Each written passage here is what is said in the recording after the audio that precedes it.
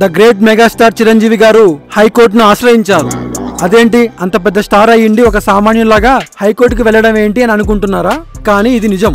Jubilee hills లోని తన ఇంటి రెనోవేషన్ లో భాగంగా ఆ నిర్మాణాలను క్రమబద్ధీకరించాలంటూ చిరంజీవి గారు జీహెచ్ఎంసీకి దరఖాస్తు చేసుకున్నారు. జూన్ 5న దరఖాస్తు చేసుకున్నప్పటికీ జీహెచ్ఎంసీ వారు ఇప్పటికి కూడా చర్యలు తీసుకోకపోవడాన్ని సవాల్ చేస్తూ చిరంజీవి గారు హైకోర్టులో పిటిషన్ దాఖలు చేశారు. అసలు ఇంతకు మ్యాటర్ ఏంటంటే 2002లో చిరంజీవి గారు G+2 ఇంటిని నిర్మించుకున్నారు. ఆ తర్వాత రెనోవేషన్ లో భాగంగా తన ఇంటికి రిటైనింగ్ వాల్ కోసం పెట్టుకున్న దరఖాస్తు విషయంలో జీహెచ్ఎంసీ అధికారులు ఇబ్బంది పెడుతున్నారని మెగాస్టార్ చిరంజీవి గారు హైకోర్టు మెట్లెక్కారు. ఒక వారం రోజుల్లో ఇవ్వాల్సిన పర్మిషన్ ని 2 నెలలు కావస్తున్నా అధికారులు దరఖాస్తు స్వీకరించకపోవడంతో చిరంజీవి గారు ఈ నిర్ణయం తీసుకున్నారు.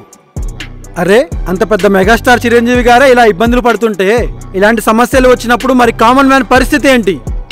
ముందస్తు భాగంగానే కదా అప్లికేషన్ ఇచ్చింది, ఎవరిని నొప్పించకుండా చట్ట ప్రకారం వెళ్లాలనే కదా చిరంజీవి గారు అనుకున్నారు. మరి అలాంటప్పుడు జీహెచ్ఎంసీ వారు అప్లికేషన్ పరిశీలించాలి కదా.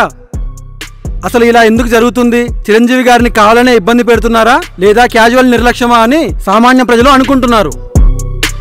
ఈ విషయాన్ని తొందరగా పరిశీలించి నాకు న్యాయం చేయవలసిందిగా మిమ్మల్ని కోరుతున్నానని చిరంజీవి గారు హైకోర్టును ఆశ్రయించారు. అయితే ఇది ఇలా ఉండగా జీహెచ్ఎంసీ తరపు న్యాయవాది మాత్రం చట్ట ప్రకారం దరఖాస్తుపై చర్యలు తీసుకుంటామని తెలిపారు. ఇలా ఇద్దరు స్టేట్మెంట్లు విన్న హైకోర్టు న్యాయమూర్తి గారు పిటిషన్ ని యాక్సెప్ట్ చేసి చట్ట ప్రకారం వెళ్లవలసిందిగా జీహెచ్ఎంసీని ఆదేశించారు.